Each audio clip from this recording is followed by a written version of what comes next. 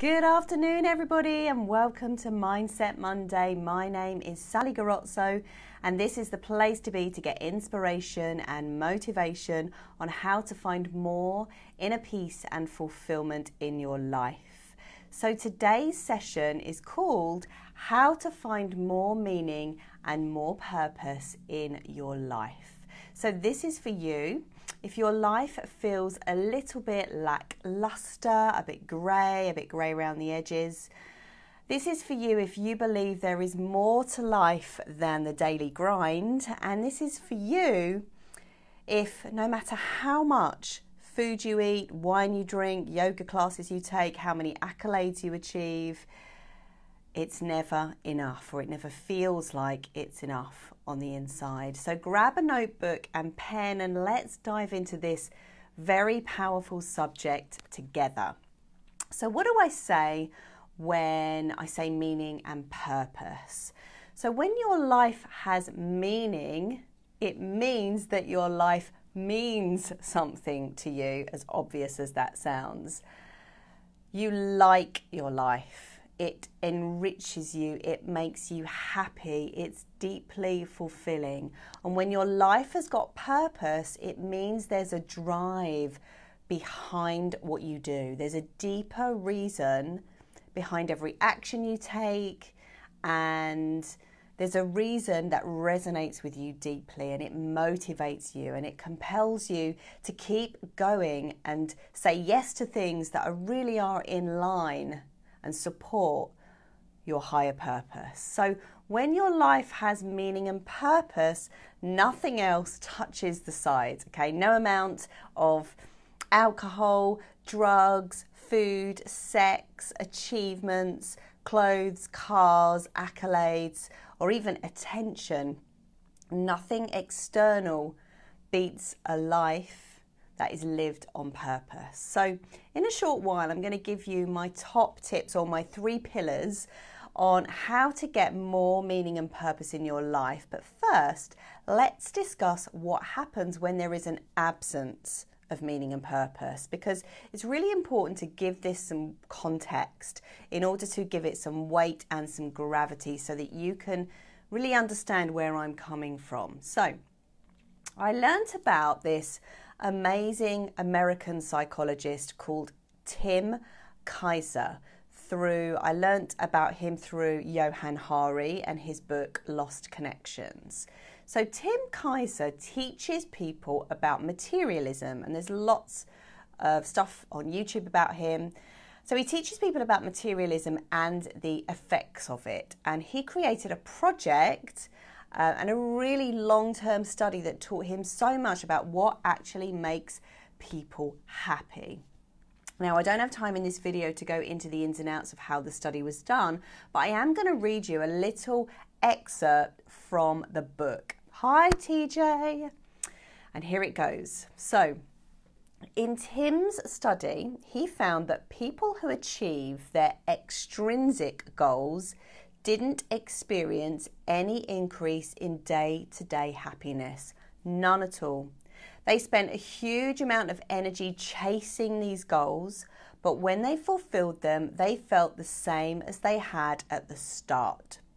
Your promotion, your fancy car, your new iPhone, that expensive necklace, they won't improve your happiness, not even 1 inch.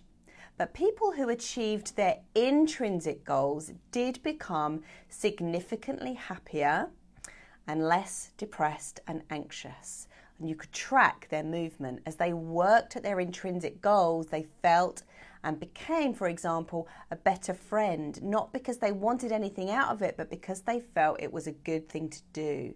They became more satisfied with life.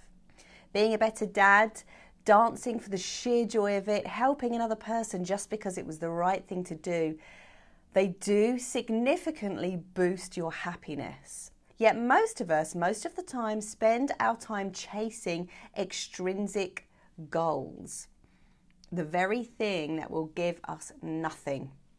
Our whole culture is set up to think this way, Get the right grades, get the best paying jobs, rise through the ranks, display your earnings through clothes and cars. They give full stop. They have us believe that that's how to make yourself feel good. Now, 22 different studies have in the years since found that the more materialistic and extrinsically motivated you become, the more depressed you will be. So that was an excerpt from Johann Hari's book. So, Lost Connections. So how telling is that? So just like our bodies can become undernourished with junk food, our souls can become undernourished with these junk values as well. So junk food causes sickness in the body and junk values cause sickness in the mind. So who's joined us? Hi Louise, good to see you. Hi Ian. So I just want to tell you a little story about my experience with this. So I remember how shocked I was after I ran the first Inspiring Talks Brighton, which I set up, founded with a lovely lady called Zoe Swan. It's still going, although I've sold that business. So the first time I ran it, it had massive success. We had around 80 to 90 people. The room was packed. I did a great talk. We hosted it. It was great. All the speakers did really, really well, and everyone went home buzzing. All the audience went home buzzing and so looking forward to the next time they could come a month later. But I remember laying in bed the next day feeling this void inside of me, feeling a really empty space. And I was so shocked at this feeling because I was expecting to feel nourished, proud, and much happier. But I realised that I must be doing this for the wrong reasons, okay? And it was a real wake-up call. So I realised I must be doing this to get attention, to get accolades, and to get recognition. And I realised that no amount of that was actually going to make me happy and fulfilled, and I was just going to end up stressed out even more. And I was so shocked because Inspiring Talks Brighton, I'd actually set it up to be a purpose-driven business. So I really had to revisit the reasons why I wanted to do this business. And it was a big wake-up call, and it enabled me to shift my thinking around this subject. So when there's an absence of meaning and purpose and an absence of these intrinsic values, our lives feel incredibly dull, incredibly lackluster. There's this grey tone to our lives. We often feel stuck, we feel depressed, we feel hopeless, we feel stressed out. So I want to ask you, have you ever seen the film The Way of the Peaceful Warrior? It's an old film and the book was very, very old. But it's definitely worth a watch, and it's a great film in which a gymnast creates a friendship with a guy who works in a petrol station, a gas station. And it turns out the guy who works in the gas station finds more fulfilment in his life than the gymnast. And he ends up teaching the gymnast how to find the smallest pleasure in the simplest of places. When the gymnast learns to do this, and there's a montage of that happening, he ends up winning a gold medal and becomes the best gymnast ever. But in order to do that, he really had to let go of his ego, and he had to let go of his kind of whining, complaining mentality and this real lack of present awareness in the present moment. And there's a great scene in the film where the gymnast meets his ego face to face. I think it's on the top of a building, and he ends up, pushing this ego off. It's really worth a watch, actually, and it totally underpins the point that you really don't have to chase these goals. You can find purpose in what you are doing right now. So it doesn't matter what job you've got, you can find the smallest, the simplest of pleasures in what you're doing right now. And if a career comes out of it, then great, but if not, it doesn't matter because you're already happy. So I'm going to talk more about this right at the end, because I believe it's the key to achieving more meaning and purpose in your life. But here's another point. When we don't actively seek out meaning, we revert back to our default, because culture and childhood programming will always get the better of us, and it will get the better of our subconscious minds until we consciously decide to change it. So we end up getting stuck into the junk values of the people around us. So last night I was watching a documentary on Netflix called The Great Hack. Let me know if you've seen it. And it was about the Cambridge Analytica scandal. And I was observing Brittany Kaiser, and my feeling was that because she really wasn't very clear on her core intrinsic values, she kind of mindlessly went along with what they were doing and kind of got sucked into this sort of ultra-Republican, materialistic way of life, even though clearly underneath, based on her history, she was a bit of a rebel. But she really wasn't sort of very clear on her core values during that time. And it wasn't until she really switched herself on to these values that she had a bit of a wake-up call. You see, the material world is so tempting. I think I wrote a song about it called The Devil Lives in London, and it was all about the alluring nature of the shop windows. Maybe I'll try and find it and put a link to it somewhere. But I love the documentary, and it's definitely a good example of how, if we're not following our intrinsic values, we can get sucked into this alluring, money-driven world, the pursuit of materialism at the cost of people's welfare as well. So, okay, so here's the bit you've all been waiting for. How do we create more meaning and purpose in our lives? Well, I've got 3 pillars for you. And I'm going to start with pillar number 1, which is know yourself. So it's so important to know yourself, like really know yourself, not just a quick personality test or getting your star sign done. What are your core values? When do you find it easy to stick to them, and when do you deviate from them, and how does it feel when you deviate from them? Probably not very good.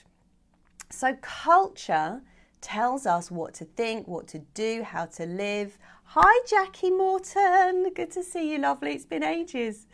Let me repeat that. Culture tells us what to think, what to do, and how to live.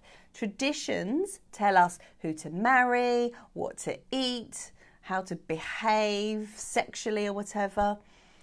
When you write your own rules, you live according to your own values, and your life takes on more meaning. So what are your core values? Is it growth? Is it kindness? Is it health? Is it expansion? Is it innovation? Is it passion? Is it encouragement? Is it mystery? Is it love? Is it wholeheartedness? Is it vulnerability? What is it? Try to go beyond what society, tradition, or religion has instilled within you and go to your most human side, your most human values. So not dogma, not rules, but your humanity. And if you're still not sure, I want you to do a bit of a media audit. What kinds of media are you ingesting? Who are you being influenced by? And try to go outside of your norm to give you a much wider perspective. So Vishen Lakhiani from Mind Valley, founder of Mind Valley, he talks about this idea of conscious engineering, and he defines it as where we learn how to accelerate our growth by consciously choosing what to accept or reject from our culturescape. I'll say that again. It's an idea called conscious engineering, and he defines it as where we learn how to accelerate our growth by consciously choosing what to accept or reject from the culturescape. And you can only know what's important to you when you elevate your consciousness out of your normal and start observing what is progressive, what's innovative. And you know, there are some amazing people doing some amazing things out there. Tune into them.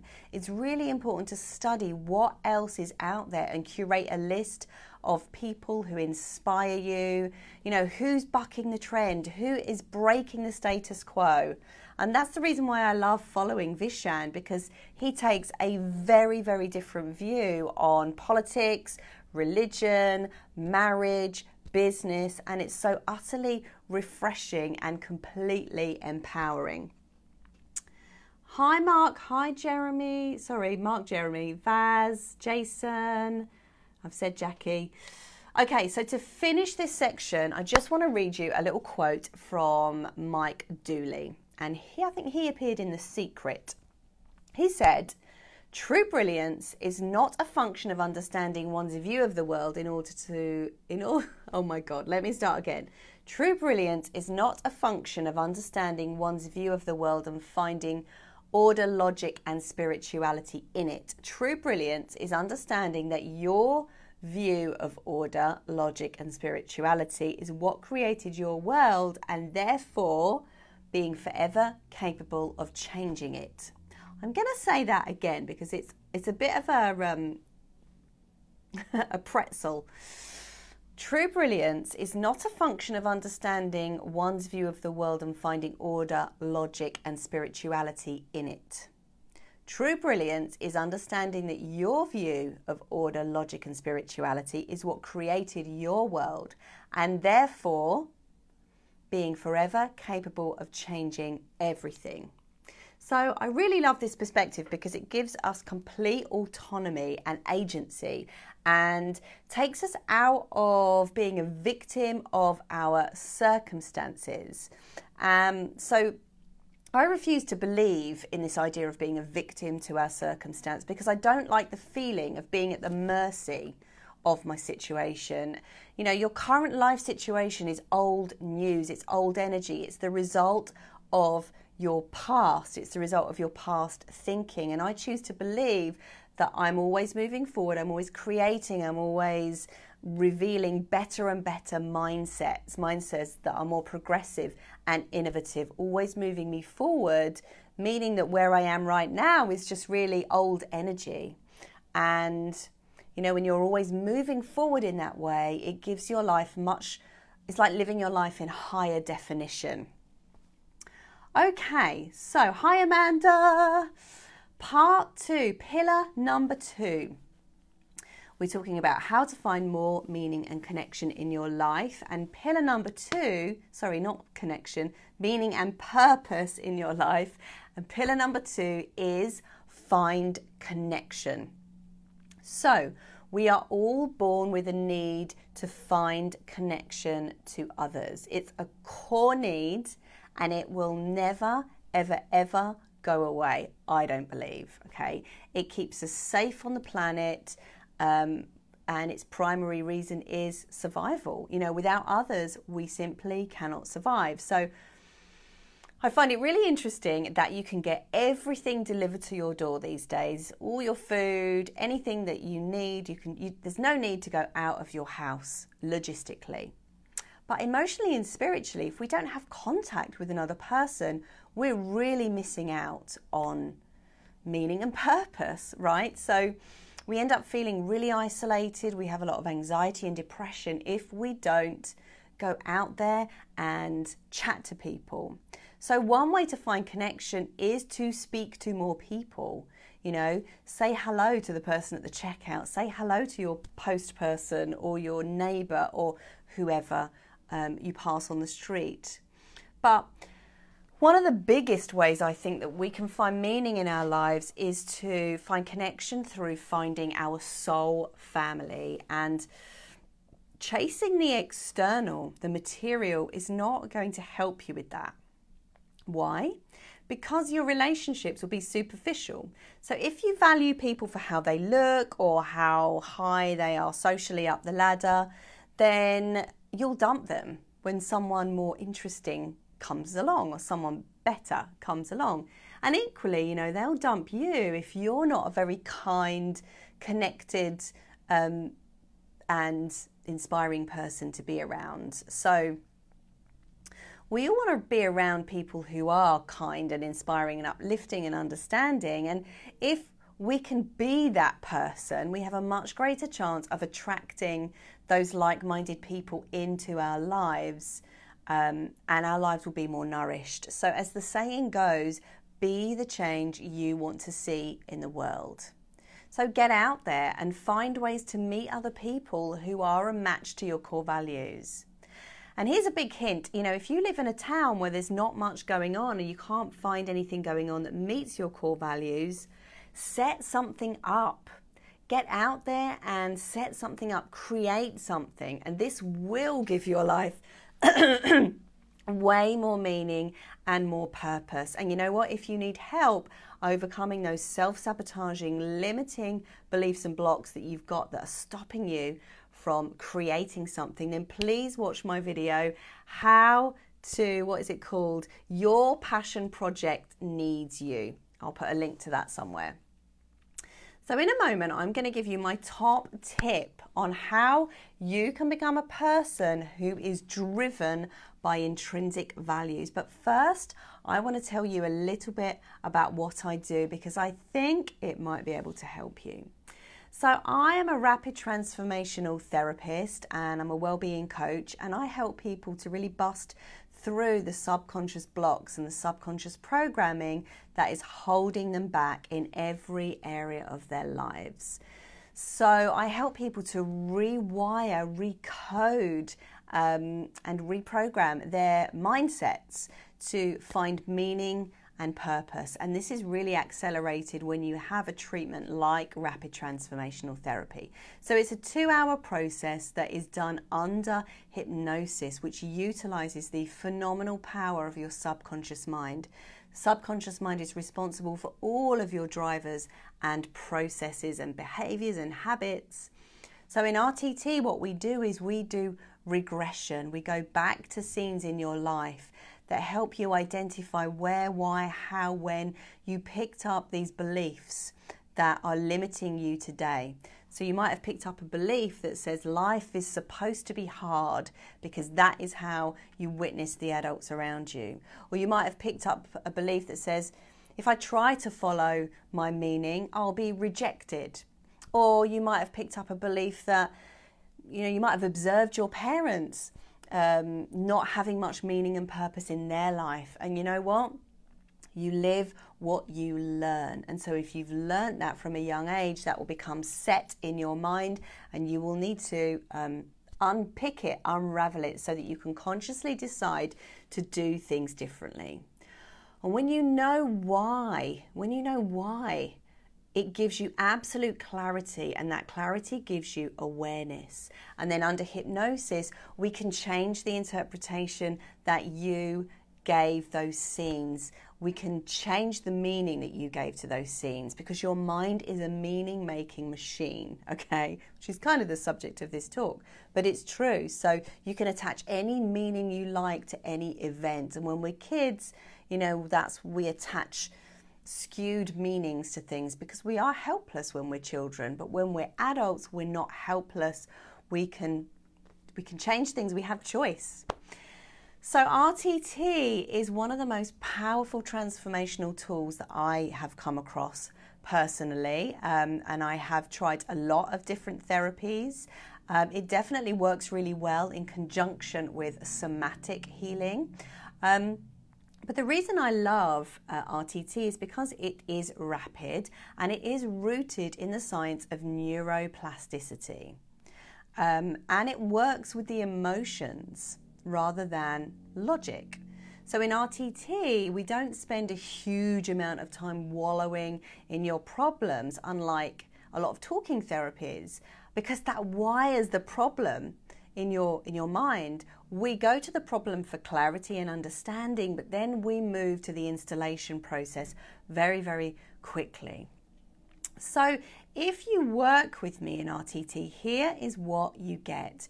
You get a free consultation, which first and foremost determines what you want to get out of it, what the problem is. I take a full history from you, and we get an opportunity to really define what success means to you. We get super, super clear on that. Then we do the RTT process, which is done here, or it's done via Zoom. And during that process, I will create a 20-minute recording for you, which is totally personal to you, so it's not generic.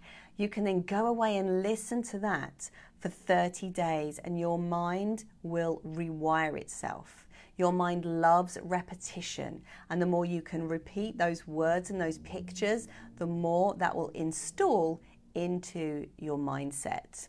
You also get access to me via WhatsApp for 30 days, so we can bounce ideas backwards and forwards. And you also get 2 30-minute coaching calls with me. So it's a complete package. We don't just do the RTT and then leave you high and dry. You get the support that you need so that you can make the changes in your life. Okay, so if you think RTT might be something that you want to do, then please send me a direct message via Facebook or Instagram, or go visit my website, sallygarozzo.com, book in for a free call, and we can have a chat and sort you out. Okay, on to that final piece of the puzzle, the third pillar. How do you design a life that is driven by more and more intrinsic values? So here we go. You learn new things. You learn something new. You continue learning, not just today, but for the rest of your life. When you learn something new, you get a massive dose of reward intrinsically, okay? People who play the piano, people who sing, dance, paint, play, do comedy improv, do writing, do woodwork, do gardening, or as my man does, metal detecting. When they do these things, they say they are in a flow state where time stands still. They're thinking of nothing else. They are so immersed in what they are doing. And actually hypnotherapy is a little bit like this, because when you're in hypnosis, it's the same as doing a hobby. Your brain waves actually change. They go into that third state of consciousness called theta. And it's really rather incredible, because when you're in it, you don't know that you're in it. That's how you know that you're in it. It's a bit like a trance. And so much healing can take place in this state. And when you learn something new, you get yourself into that state, that flow state. And so it's really important that we learn to get pleasure from this flow state rather than from like a temporal state. And also, here's the other thing, when you learn something new, you are at the beginning. So it gives you a sense of humbleness. It detaches you from your ego. Makes you feel slightly vulnerable, because you've got to be teachable. You're no longer the best in the class. And you kind of have to admit that you don't know anything. You don't know what you're doing. And this is such a great leveler. So when you're driven by materialism, there is a sense that I'm better than you. It's competitive in nature because it's all very visible, very showy. But when you're driven by feelings, there's a sense of collaboration, there's a sense of connectedness, because you become then better at empathizing and putting yourself in another person's shoes. So this brings me to my next point. Learning something new helps you to become a better empathizer, which means you're more inclined to design a life on purpose where you can help others, which in turn, of course, fulfills more and more of these intrinsic values. So as you can see, you are now creating this upward feedback loop of meaning and purpose, which creates more happiness, more inner peace, more fulfillment, which makes you want to live a life more on purpose with more meaning, which creates more fulfillment. And it goes up and up and up and up.